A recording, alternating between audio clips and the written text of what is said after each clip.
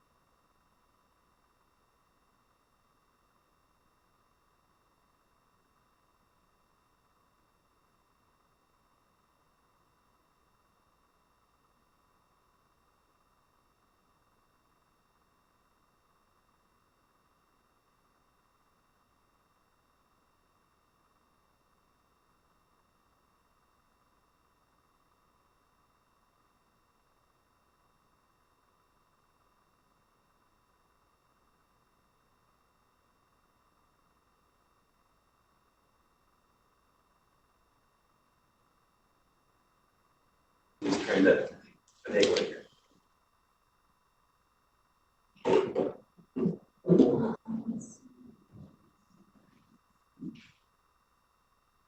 Scott, are you on?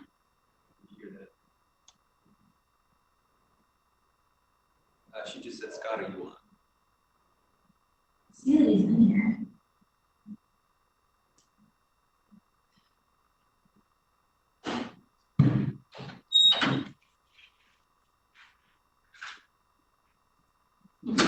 Yeah. I don't think he's connected. I don't think his audio is connected. It doesn't look like his audio is connected. See, I can't mute it.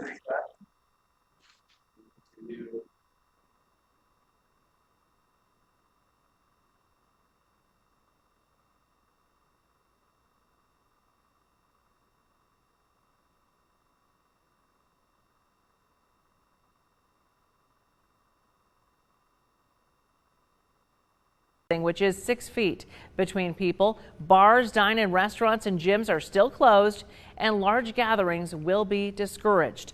Stage 2, set to run from May 16th to May 29th, would see restaurants, hair and nail salons, and gyms reopen as long as they can safely meet protocols, and there is not a significant increase in coronavirus cases. And bars, nightclubs, large venues, Doug, like movie theaters and concert spaces, they would have to remain shut down. In Stage 3, projected for May 30th to June 12th. Again, this could all change the scheduling depending on what happens with the number of coronavirus cases. Gatherings of 10 to 50 people would be allowed as long as precautionary measures are observed. Vulnerable Idahoans can resume public interactions but should continue to practice physical distancing and avoid social situations where that is not possible. And the final stage, that's Stage 4, it's estimated to run June 13th through the 26th. Bars, theaters, other venues can reopen at that time. Gatherings of more than 50 people will be allowed as long as precautions are in place. And work from home recommendations would also be lifted for those of you who are working from home and want to get back into the office. Visits to correctional facilities and senior living centers would be allowed to resume if safe at that time. And Doug, I know a lot of families are looking forward to that because they do miss their loved ones so much. Oh, absolutely, no doubt about it. But it's key in there also is that work from home recommendations not running out until phase 4. So that's going to be something that we'll be keeping a close eye on as well. Something else we're keeping a close eye on are the latest numbers in Idaho. 60 people statewide have died from the virus. The state says more than 1,900 people have had or currently have the virus. That number includes both confirmed and probable cases. Yesterday, the state said there were 32 new cases. Again, those are both probable and confirmed cases. Now, of those 1,900 people, the state says more than 1,100 have recovered. We like to see that number, don't we, Maggie? We do. That's very encouraging, and people want to see it. And taking a bit of a deeper look into our state's numbers right now, the coronavirus has sent a total of 74 people to the ICU here in Idaho. It has also hospitalized 175 people total and infected 251 of our healthcare workers, the most hardest hit industry here because, of course, they're exposed to it every day. These numbers, according to the state's website, there's a lot of really good information on that site, graphs, charts where you can really see what age group is most impacted here. And it's interesting to note the age group with the most cases is actually ages 8 to 29. That age 18, group, 18 to 29, excuse me. Yes, let's correct that. 18 to 29. That age group accounts for 401 cases. That is a lot of those, but the age group with the most deaths is those over 80. 38 of the state's 60 deaths have been from people over the age of 80. The state says 136 people over the age of 80 have tested positive, and also nobody under the age of 50 has died in Idaho. And nationally, there are now more than 1 million cases of COVID-19 in the U.S. 60,000 people have died.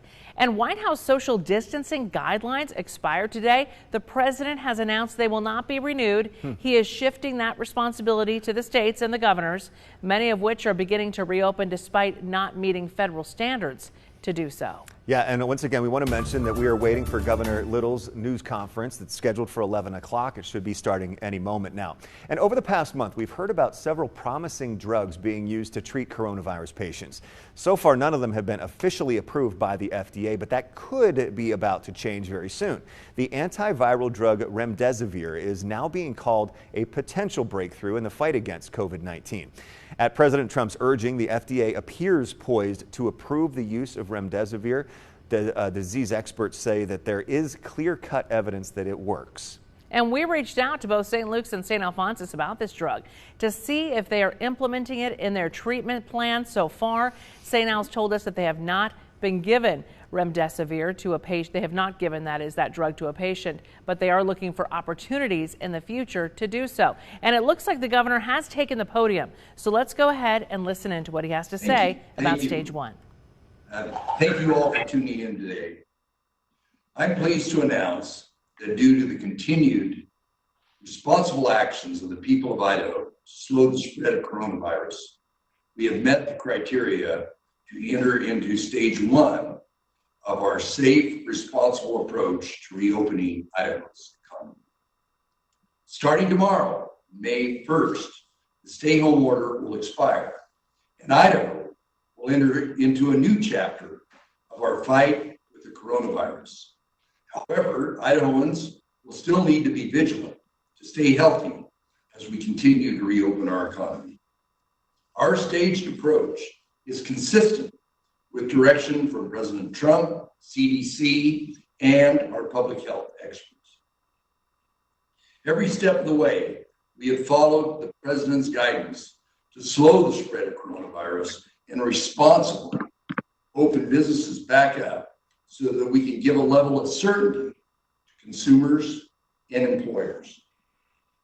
In fact, last week, Vice President Mike Pence specifically highlighted our Rebound Idaho plan as one consistent with President Trump's approach in opening up America again.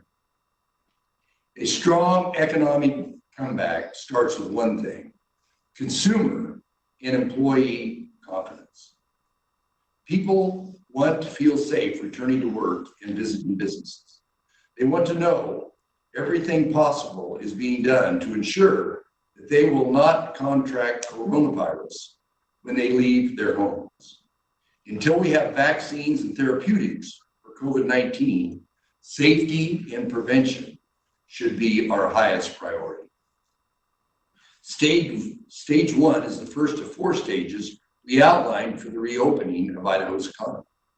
Our stage one, Stay Healthy order, replaces the statewide stay-home order that has been in place since March 25th. Everyone must do their part to ensure we can progress to stage 2 by wearing face coverings in public places, washing their hands frequently, and following the other guidelines for all stages. During stage 1, 90% of businesses will be able to open their doors. To ensure consumer and employee confidence, we have laid out protocols for businesses to ensure physical distancing, sanitation, and other measures to follow in stage 1. It is available at reboundidaho.gov. Places of worship, daycares, and organized youth activities and day camps can open if they adhere to Idaho and CDC protocols. We will continue the 14-day self-quarantine for people entering Idaho to prevent an influx of out-of-state visitors who could be carrying the virus into our state. Vulnerable Idahoans should continue to stay at home if they can. Employers are encouraged to continue teleworking and return employees to work in phases. Gatherings of any size, both public and private, should be avoided. Minimize non-essential travel. Dine-in restaurants must remain closed, but pickup and delivery options will still be available and are encouraged. We are working in the next 2 weeks. Restaurant operators should develop plans to open for dine-in during stage 2. Indoor gyms, recreational facilities, and close contact services such as massage, hair and nail salons remain closed, but can make plans to reopen in stage 2 if they follow protocols. Businesses, senior living facilities, and facilities such as jails and prisons are prohibited. Bars, nightclubs, and large venues must remain closed at this time. I want to reiterate that we can only reopen our economy successfully if we can demonstrate a downward decline in severe cases and meet other criteria. It is imperative that individuals take personal responsibility by limiting their exposure to others and maintaining good hygiene. Meanwhile, we are focusing on expanding and targeting access to testing. We are improving contact tracing for all COVID-19 positive cases. We are working to ensure we have healthcare system capacity. I also want to share some important news about what we are doing to help Idaho small businesses as we continue to reopen our economy. We will be making $300 million available to Idaho small businesses in new Idaho Rebound grants. Cash grants of up to $10,000 will be available to small businesses. With this step, we will be able to support more than 30,000 of Idaho's smallest businesses. Many of these businesses are the backbone of their communities. No other state in the country is putting up a larger amount from the Coronavirus Relief Fund to help small businesses with cash support. Since this money is intended to help Idaho's small businesses, the Coronavirus Financial Advisory Committee will establish sideboards and tomorrow to ensure the grants are carefully targeted. Businesses will be eligible if they have not already received an SBA-backed payroll protection loan or received less than $10,000 in such a loan. Other eligibility criteria will be finalized by the committee and will be outlined at reboundidaho.gov next Tuesday at 9 a.m. The State Tax Commission will facilitate the application process. Small businesses will need to create a taxpayer access point account and are encouraged to do so as soon as possible. Information on how to create these accounts is available at reboundidaho.gov. My Economic Rebound Advisory Committee recommended this step to ensure a path back to prosperity and restore the trajectory we had just 70 days ago. I understand the need for transparency around spending public money, and that is why all recipients of Idaho Rebound Grants will be displayed at transparentidaho.gov. I sincerely appreciate the collaboration we have with State Controller Brandon Wolf in making this information publicly available.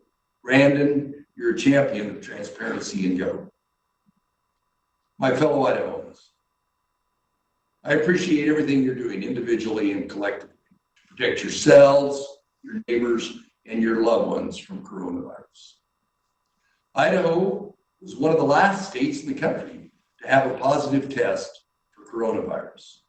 And no surprise to me, due to your diligent actions, we are one of the first states to reopen. Thank you for supporting your neighbors as we get through this challenge together. And thank you for committing to continue our efforts to slow the spread of the coronavirus so that we can rebound rapidly. With that, take your questions. Governor, please restate the question for the audience. Okay.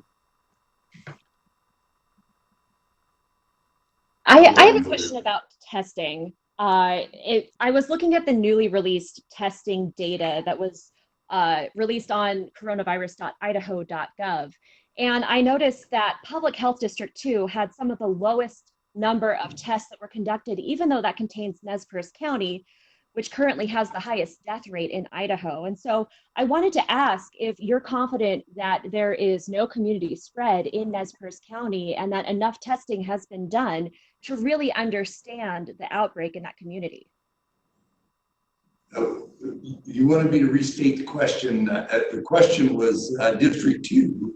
For those of you that don't have the health districts memorized, that's Lewiston area, about the number of tests there, and if we had community spread. We have community spread, and I'll let Director Jepson, who maybe got the rest of the long question better embedded in his mind than I did, but we do have community spread in District 2. So, Director Jepson. Thank you, Governor. I'll address that as well. We do have seen an increase in testing lab capacity over the last week and a half with labs coming online here in the state. We did commission a testing task force as of last week, and one of their primary goals is to make sure that that testing capacity is available in all corners of the state, including District 2, as well as high priority locations such as correctional facilities, long-term care facility, healthcare workers. And so with the labs being here in state now having much more capacity, it's just a matter of getting those testing kits out, and we feel confident that we can do that.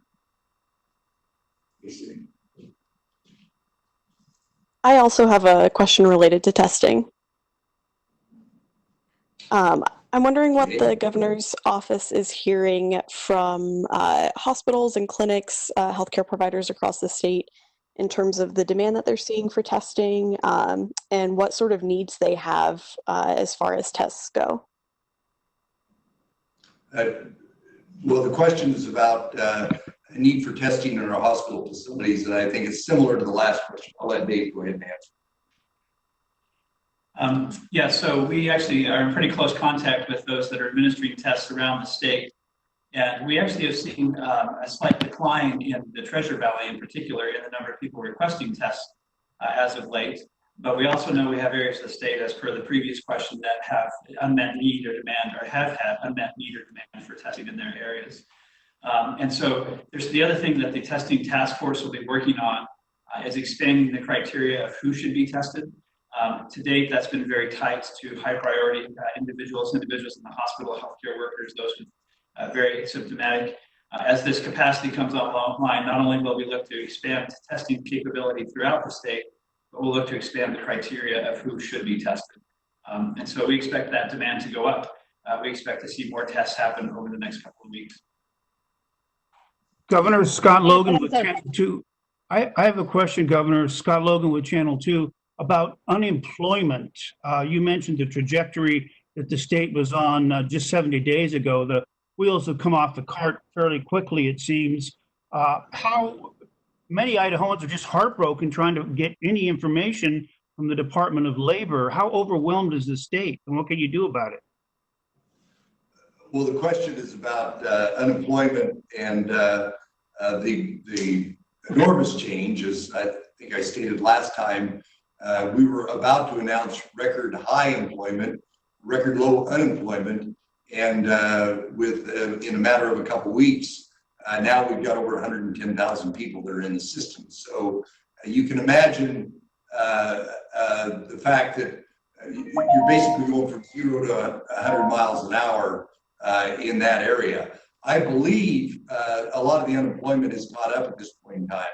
A lot of what the concerns are we hear are the fact that there's these new federal programs that there wasn't guidance from the federal government. There was not the software in there. So simultaneous with all the work they were doing on unemployment, there was these other new programs that were put in place that we can get back to you about that specific, but I think we're getting caught up on the unemployment.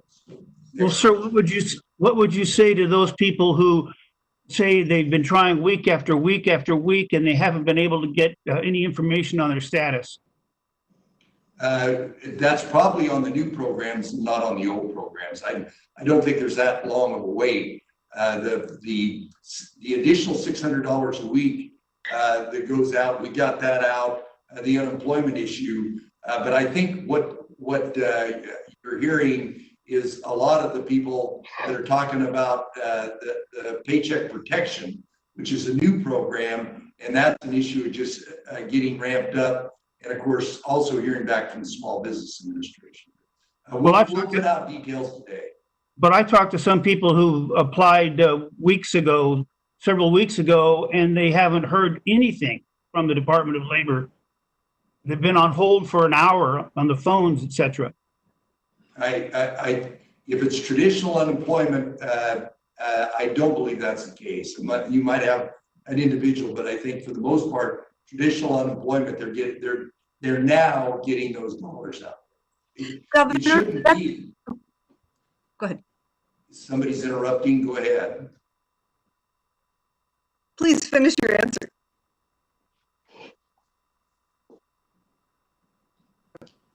Governor Betsy Russell with the Idaho Press. I have a question. Are you issuing a new order today to replace the statewide order that is expiring today, or is your new 4-phase plan all just advisory? The question is, am I issuing a new order? The answer is yes. And Governor, is the new order enforceable? Yes. The question is the new order enforceable? And the answer is yes. And what is its time period? Is it just for the 2 weeks of stage 1, or does it extend on? I believe I signed it this morning. I believe it's for 2 weeks, but it'll be out there. It'll be available. Thank you. Governor, it's Don with Boise Dev. The city of Boise decided it was going to essentially adopt the same the same restrictions as the state and the same stages, but it said that it wasn't going to adopt the timelines of the state laid out, in part because it thinks that that sets a problematic expectation in people's minds. Do you think the state is going to move through these stages by those target dates? And could we move backwards in stages if the conditions worsen? Well, the question, Don's question was about that I think Boise was going to adopt our plan, the plan that we laid out, and that's great. And the issue is, could we go backwards? And the criteria we put out is if we, the issue is to open up the economy as fast as possible, maintain consumer confidence, and maintain our healthcare capacity. If, heaven forbid, we had a big spike in cases, the possibility could be that we could move backward.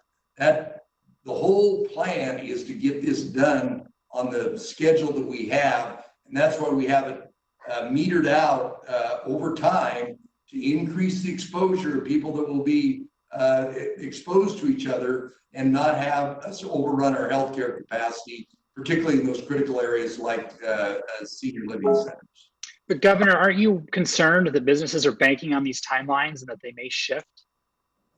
I guess the question of my concern about businesses banking on the timelines, I believe every state has done a similar action we published ours as early as possible so that the businesses would have the certainty about hiring their employees, buying supplies, being prepared, putting in their safety protocols. But the whole issue is if things go awry, and we don't think they will, particularly if we can continue with the incredible compliance we've had, we'll maintain that schedule. Governor Little, Frankie Catafias with Channel 6 here. So just to be clear, so if we were to make it to say stage 2 or stage 3 and we have a spike, is this going to throw us back to stage 0 essentially and we have to start and work from the ground up, or would we just start the phase over, the stage over? It's all relative to the magnitude of the spike. We'll have the flexibility to either accelerate how far we go back to make sure we have distancing, to make sure we don't have a big spike and spread. But it will be metered to the relativity of the standards. This is the guidance that the CDC put out, and this is what our healthcare epidemiological team and healthcare providers have put together. So it's an Idaho-based, Idaho-centric model. Director Jepson, this is Ayana with KHQ. You said a couple weeks ago in an interview that the long-term care facility in Nez Perce County is the one raising the case number and the death rate. Do you care to shed some light on which facility you were talking about for loved ones in the facility and the community? Let me generally address that and then let Director Jepson finish up. Patient and personal information of people is highly valued in the state of Idaho. But we also want to make sure that people are safe. Some of these facilities, family members have talked about it. Some reporting has looked at it, and we are looking at what we're going to do forward about what our policy is. Our goal is not to have any cases in any of these facilities, but they're one of our most important and critical parts of this whole issue. Director Jepson's got a strike force that is looking exactly at these, is how we can keep them safe, how we can give them resources, and how we can make sure we don't have spread. But I think the question in specific is about the one in Nez Perce County, Dave. Thank you, Governor, and thank you for the question. As the Governor mentioned, that our policy is to not release addresses of where people live, and that includes, or have the virus, that includes specific facilities. So I'm not able to share a specific facility. I can tell you, though, that one of the things all those facilities do, both because it's come out of our strike team as well as they know that CDC guidance, is that if any member of a facility is diagnosed positive with the COVID virus, the family members are notified. So there's no information withheld from the family members as to what the situation is, both within that facility and for their specific loved one. And that has been done every single time across the state if there's been a positive case. In addition, we monitor pretty closely all 82 facilities that we have around the state. We've had 18 of them that have had either staff or patients that have tested positive at some point. We currently have about 12 of those facilities that have an active case going on in one way, one form or another. And we do know that about 176 either staff or patients have tested positive so far, with about 29 of the deaths that have taken place across the state coming from those that are residents of long-term care facilities. Which is why it remains an incredible focus of ours to make sure we as a state and those facilities, they're very committed to doing everything possible to both prevent the spread and protect those that have become infected. Following up with that, we know that 7 states in the U.S. have been more transparent reporting deaths and cases in the long-term care facilities, and seeing that 50% of those deaths in those places that are reporting those cases, why not be more transparent? Because the only deaths that we know in Nez Perce County are 70 and up. Well, I'll give you the general answer is that individual protection and privacy is a high priority in Idaho. As the director just alluded to, the family members and are made aware of it at the very outset. But you know, my belief is that most people of Idaho don't like their personal information being shared. We want to make sure we do the right thing from a healthcare capacity. But it's always that balance between protection of one's privacy and the transparency that you're alluding to.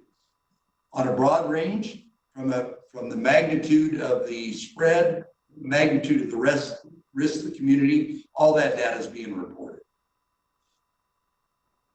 Governor, this is Benito with News Radio 1310 and Twin. Just recently, Oregon had published some recent numbers on the deaths involved there, and they said that most of them were at pre-existing conditions when it came to their deaths. Has Idaho seen similar numbers in terms of deaths and pre-existing conditions in terms of their health? Generally, yes, but I'll let the director talk about the specificity of the reporting that he sees. Yeah, the question was, do we see in the deaths that have been reported in Idaho a trend where many of those individuals had pre-existing or underlying health conditions? And I don't have that number top of mind, but I will say that the vast majority of the unfortunate individuals who have perished as a result of this virus did have some type of underlying or health compromised condition. Not all, but the vast majority were in that category. Governor James Dawson with Boise State Public Radio.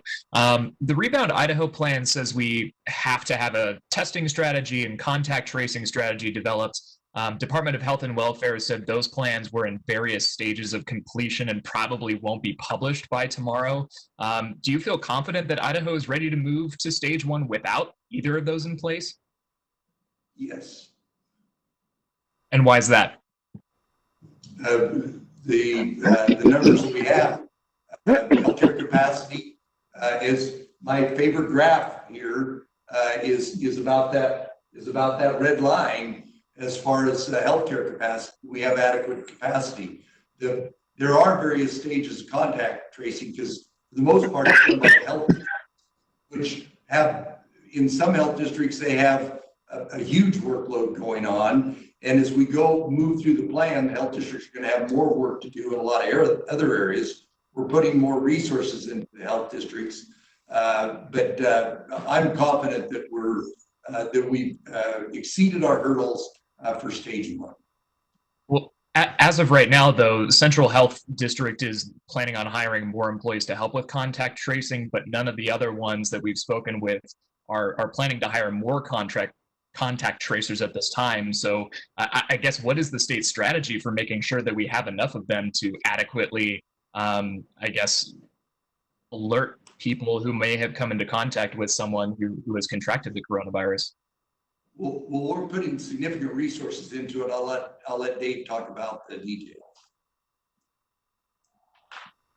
Great. The question was additional resources for contact tracing at the public health district level.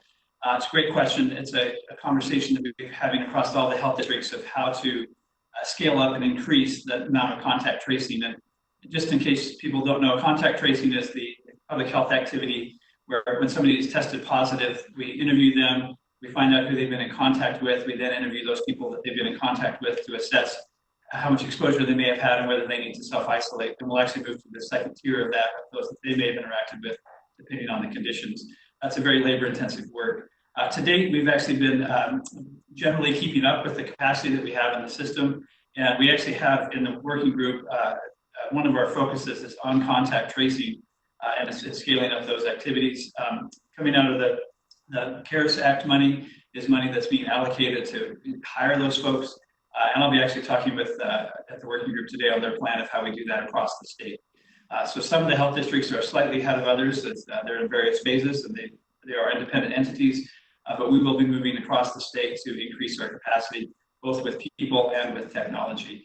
I will just say too, the very best tool we have in our toolbox, while testing and contact tracing are great tools, the best tool we have in our toolbox is the people of Idaho. This is a very contagious disease. You can get it and not show symptoms for several days, 2 to 5 days. And the very best thing that can happen is the people of Idaho to continue to practice physical distancing, good hand hygiene, those sorts of things. that is by far and away the best tool we have to make sure that the governor's plan can continue to open. Director Jepson, a question for you.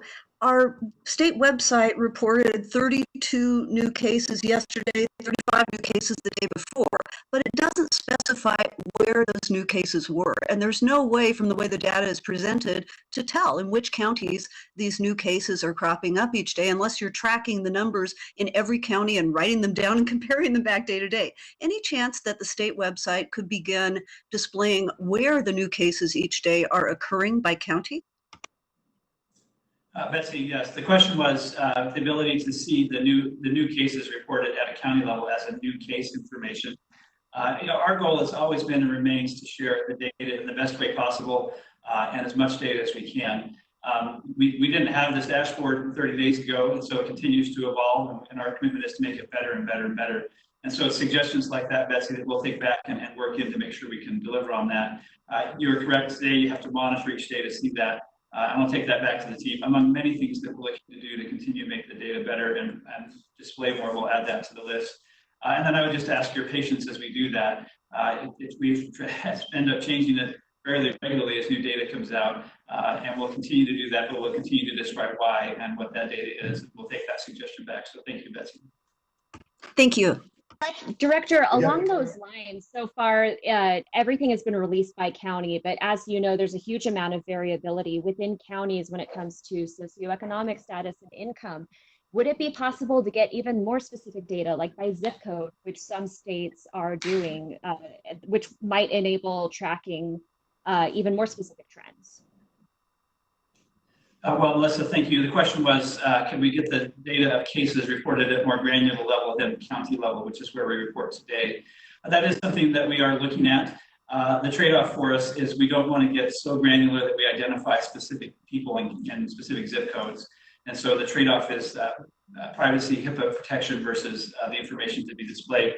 As we have more cases in more areas, that's something that we continue to look at, and our goal will be to share as much data at the most granular level possible as we can. Kiki submitted a question about our concern about a fall surge, a fall increase, and we're very concerned about it. That our stage plan is to continue to identify, continue to test, continue to trace, but every day there's new science coming out about this COVID-19, how it acts in the summer. It's our intention, and I believe all the school districts' intention, to have everybody back in school this fall. That's a very big goal, along with the economy rebounding in totality. So we are aware of it. We probably will have recommendations in best practices, but what we do know in the fall is we always have our traditional flu, and that traditional flu takes up capacity in our healthcare. So the overlap of the COVID-19 and our traditional flu means that we will continue to work to try and raise our line for hospital capacity so we have it when the fall arrives. Governor, News Radio 1310 again. How fast do you expect to turn around these small business grants to small businesses, and is the Tax Commission prepared for an influx of applications? May 11th. The question is about how fast we turn around these grants, and we'll be releasing more detail on it as May 11th. Nicole Blanchard again with the Idaho Statesman. We're hearing a lot out of Oregon and Washington about rising infection rates in agricultural workers. Across the country, there have been a lot of hotspots at meatpacking plants. Are you directing health districts to track outbreaks in Idaho's agricultural sector or increase targeted testing there, especially since a lot of these migratory workers in Oregon and Washington will often end up in Idaho? Well, the question is about agricultural workers, whether they be in a processing facility or whether they be in the field. We have a lot of conversations with him, and believe me, it's in their best interest to do the best practices. Nobody wants to either have to stop their production capacity or stop their harvest because of the COVID-19.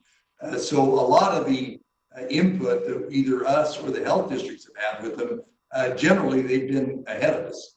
One of the things that we're talking about doing is aggregating our purchasing power to buy PPE. Some of the smaller operators don't have enough personal protection equipment and are having to compete. So one of the recommendations we got was that the state, we take some of this CARES money that we have, go out and buy a big volume of personal protective equipment and make that available. And that should help a lot in the agricultural sector. Governor, can you go over plans to add more claims specialists to the Idaho Department of Labor? Well, the question is about more claims specialists in the Department of Labor. They're hiring right now. And one of the things I did with my fellow members of the Board of Examiners was approve a lot of overtime in the last segment. But when they hire them, you got to remember they got to train them, particularly given some of the specificity. So they are hiring, paying overtime, and training all at the same time. Hi, Governor. This is Gretel Kaufman with the Mountain Express. If a business reopens and an employee chooses not to go back to work right away because they don't feel safe doing so, will that employee be able to keep receiving unemployment insurance benefits? That's a broad question for a very labor-specific issue. And I'll just be straight with you. I don't know.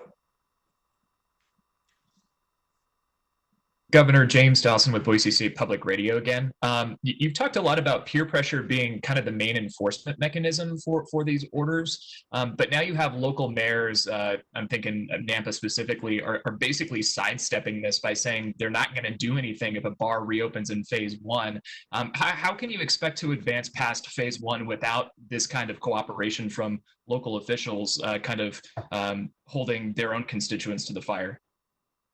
Well, James's question is about the problem that arises if a municipality, and he talked about Nampa, doesn't do any enforcement.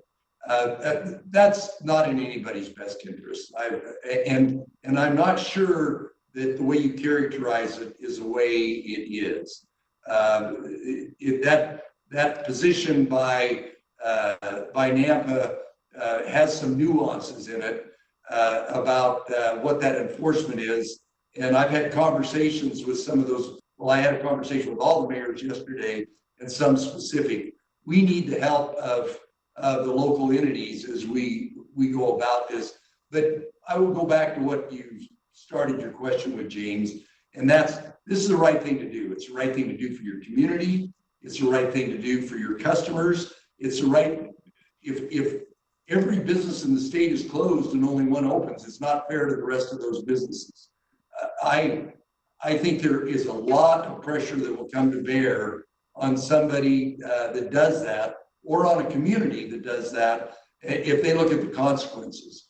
The question earlier about what happens if those hurdles we have to stay safe, to keep this line down, if we go up above those, and I just don't think it's in their best interest. So we're working on that, and I'm hopeful that will not be a problem.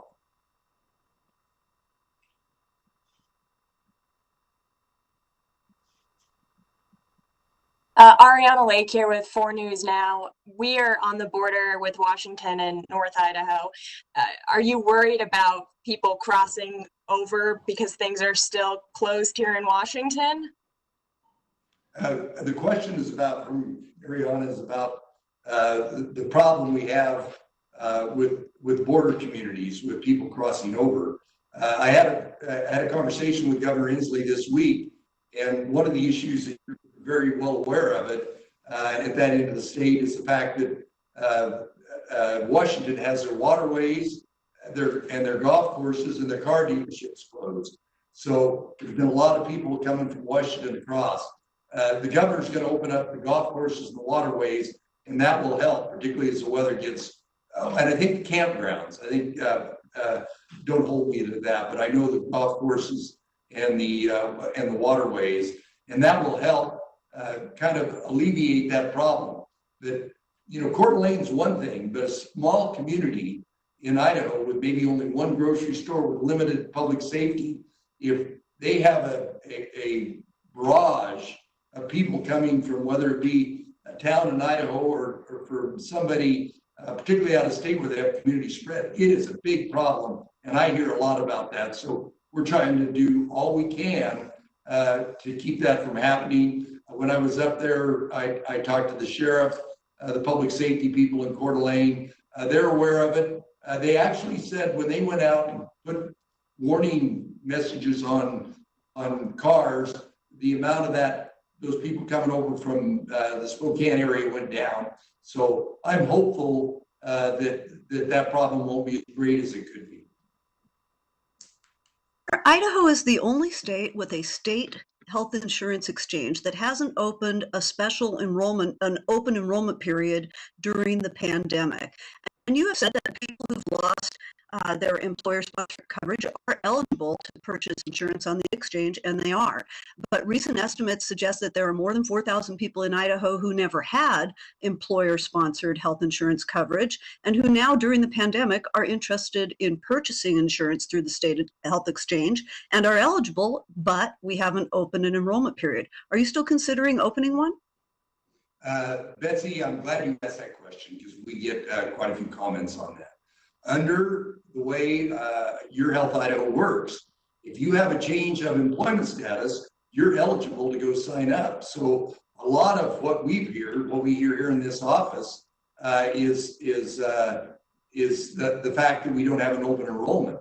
All those people you just alluded to can enroll today. All they have to do is apply, at a change of status, they qualify. And I'll let Director Jepson pick up anything I think I missed in that. But I'm glad you asked that question because we get a lot of questions about it. Thank you, Governor and Betsy. The only thing I would add to that is for those that have lost their income completely, they are likely to qualify for Medicaid, under Medicaid expansion. And if they apply on the exchange, that will be determined automatically whether they're Medicaid eligible or for coverage through the exchange or through Your Health Idaho. And then Idaho just recently put into place enhanced short-term plans, which are available at all times throughout the year as well.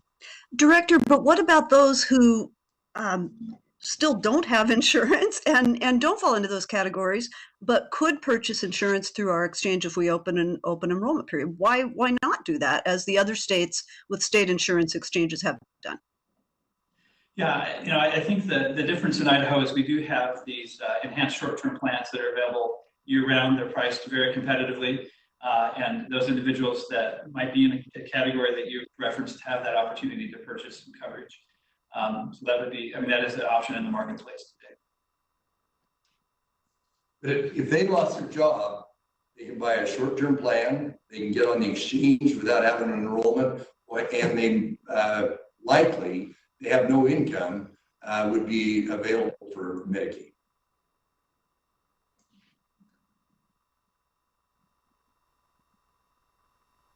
Director and Governor, I was reading the guidelines for daycare reopening, and I noticed that the language used, and at least the document that I saw, referred to a lot of encouragement. And we encourage staff to wear face masks. We encourage them to increase hand washing and hand sanitization.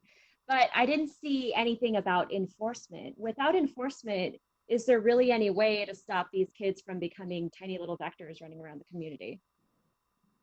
Well, and I'll let Dave talk about it. The question is about one of the things we're opening up is daycare, which is very, very important to the state. It's critical, particularly for healthcare workers, the public safety, the healthcare workers, but for that matter, everyone in Idaho.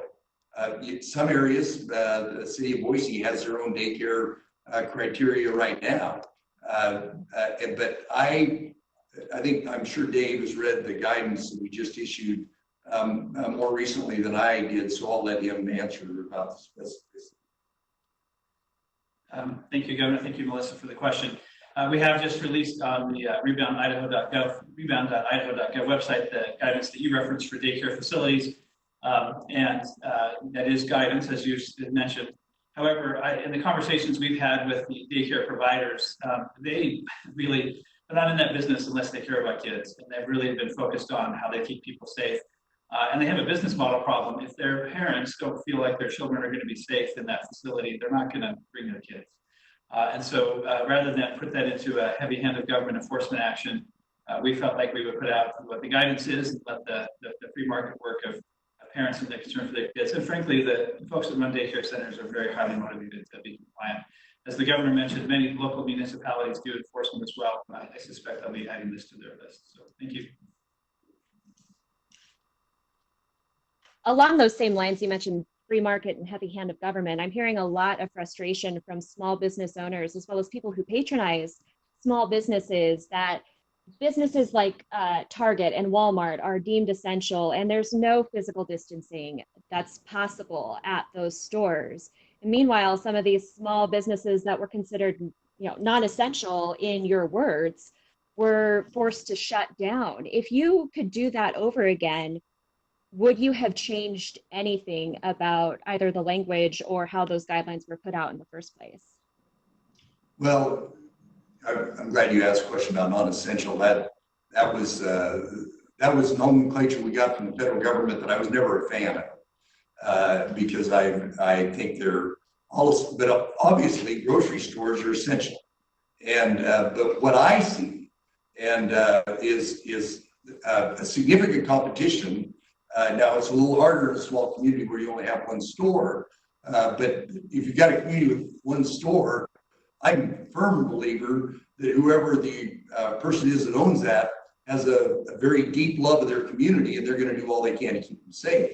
In the bigger markets, the competition, and I know we're going to see this over time. Hopefully, somebody's going to have a miracle vaccine or a treatment, but over time, I believe that the entities that are doing the hard work, that are sanitizing the carts, that are having one-way aisles, that are putting sneeze guards up, that are suggesting face masks, that those are going to be more successful. That's a free market solution that has got this country to where it is today, and I think it's going to be a lot of our pathway out of the problems we've had in the past. You wouldn't have done anything differently with that initial. I have another from KTV. Okay. As far as stats are concerned, do we expect to see a rise in deaths and cases as we go through the process, or do we expect the numbers to go down from KTVB? Well, the question from KTVB was about our fatality rate, our mortality rate. Do we expect it to go higher? I hope not. And I'll let Director Jepson talk about it, but our model and the criteria we have is for that to not be there. And we talked about these assisted living centers. We absolutely have to continue to work there, because that's where we're most susceptible to a spike in fatalities. So, Dave, you want to talk about the fatality rate? Well, certainly our hope and our prayer, frankly, is that the fatality rate ends there. Certainly this does not go up much more from here. And that's what we work for every day, is to try to prevent, to save lives, so that we can help people that don't succumb to this terrible disease. And so we focus on that, and we've talked about many of the tools already this press conference. But the thing that I'll just say is the best thing we can do to help that is for all of us to take the precautions we need to take to protect ourselves and our families and our loved ones, because this virus is very contagious, and it happens to get us a few days before we have symptoms. Really important, if you're going to be around anybody that's susceptible, elderly, or health compromised, that they take precautions and you take precautions. Because if we don't, we will see that virus spread to that vulnerable population, and we will see more deaths. And so really, we're really calling for all the good people of Idaho to help us here to make sure we don't see that there's minimal and hopefully no more deaths as we move forward. One more question.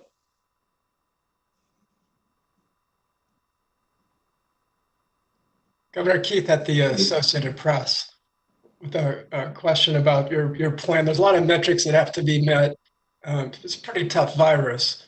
What is your primary concern that could cause your plan to fail and actually have to go backwards? What's the one thing that worries you most? Keith, the question from the Associated Press was about what I guess what keeps Dave and I up at night. Where's our biggest risk? We know that the big run we had in Idaho started before there was public awareness in the catchment area, and there were some big events without social distancing, without the kind of hygiene we need, and that caused a big run. Big events, particularly and that's why it's the last thing on stage 4 is those larger events is where you have the most risk because and we have a lot of communities. We just had, I think we added 2 this week that I know of, Hawaii County and Lemhi County, that we've got community spread. You have a big event there, people don't do the right thing. And that's what keeps me up at night, particularly in one of those areas. There's a pretty good hospital in Salmon. Some of these areas, they have hardly any hospital capacity. And a big event and a big run in an area where we don't have adequate testing, that's what I worry about. I'll let, if Dave's got any add-ons. Thanks, Governor. I'm not sure I can add much to that. I will just say that in addition to what the governor said of some type of community spread happening in a way that's very rapid and detrimental to the health and the economy of the state, the other thing, and the governor talks about it often, is if making sure we preserve our healthcare capacity. Being overrun on your healthcare capacity is not a good place to be. We've seen that happen in other parts of the world and even here in the U.S. And you know that is something that stays on my mind often. In addition to making sure we don't have spread that harms our community and damages the economy. Governor, Director, do you think we're going to have large events this fall? We hope so. We hope so. But you know, as the science changes, and this is the last question, the question's about large events. As the science changes, one of the things that we've been watching a lot is UV light. So I think outdoor events, you know, the spacing is not going to be as critical, particularly if we're doing contact tracing, we're doing testing. I think those large events, particularly outdoors, are going to be the ones that I think science will say have lower risk than, you know, a big inside event where they can't do the spacing. So I'm very hopeful that we can have some of those events. And I'm also hopeful that we can have press conferences where I can see your smiling faces instead of your little bitty pictures on that screen. So thank you very much. Okay, so there you have it. Just a little less than an hour ago, Governor Brad Little announcing that we will be, the state of Idaho, moving out of the stay-at-home order, which will expire at midnight tonight, and into stage 1 starting tomorrow morning, with the plan to be out of stage 1 by May 15th if we continue to meet all the correct criteria, mainly those being that there's not a spike in cases of coronavirus confirmed or a spike in the number of people who are hospitalized. So what does now stage 1 mean starting at midnight tonight? Let's take a look at it. What it means right now is that retail stores, places of worship are allowed to open, as well as daycares and camps for kids, as long as they can maintain appropriate social distancing and safety. In this phase, bars, dine-in restaurants, gyms, all still closed, and large gatherings are discouraged. But again, the stay-at-home order has expired for, will expire at midnight tonight. It's now the Stay Healthy order, and that is maintaining that social distancing, making sure you protect yourself and others. It's recommended that you might want to wear a mask. And also, the governor talked about how the state has created a testing task force that will work toward getting more testing to rural areas of our state and really every area of our state. Testing has been an issue, as you all know. They're very focused on that. He also talked about unemployment payments going out to Idahoans. We've received several calls from you, our viewers, telling us that you have not seen your unemployment payments yet. They say they are hiring more people at the office and they're trying to catch up. Yeah, Maggie, another big piece of news that came out today is the governor announced that there will be $300 million in grants available for small businesses affected by the coronavirus crisis. The small businesses will be able to get a grant of up to $10,000 each, and the governor says that the first of that money will be available beginning on May 11th. So May 11th, 2 weeks from now, $300 million available to small businesses through grants through the state. So that'll be grants that typically means you don't have to pay a grant back. And that is going to be huge for businesses, Yes. Doug, who are struggling right now. They're having a hard time getting small business loans from the federal government. Yes. So that $10,000 coming to them within the next 2 weeks or so by May 11th, that's going to mean everything to a lot of small businesses who are just holding on right now. We also want to mention the timelines to these stages could change at any time, as Doug mentioned, if there is a spike in cases. The state really focused on our senior care facilities, our nursing homes, where we've had a spike in cases over the past few weeks. They are worried about that population, Doug.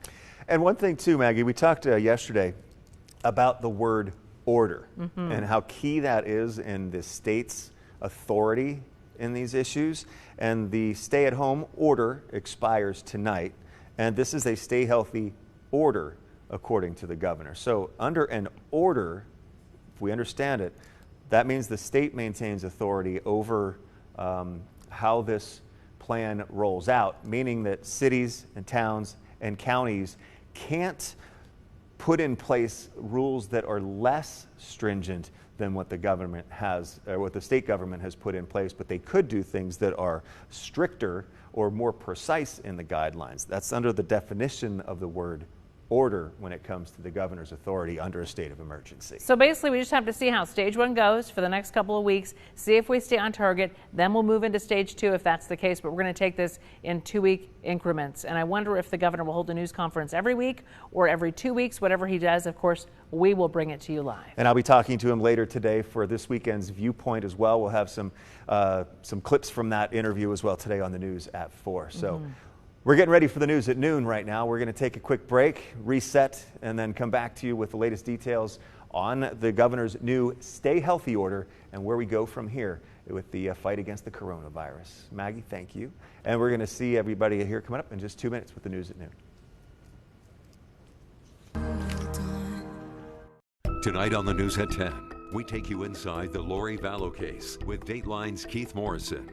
I mean, this is the strangest story that I've encountered in maybe ever.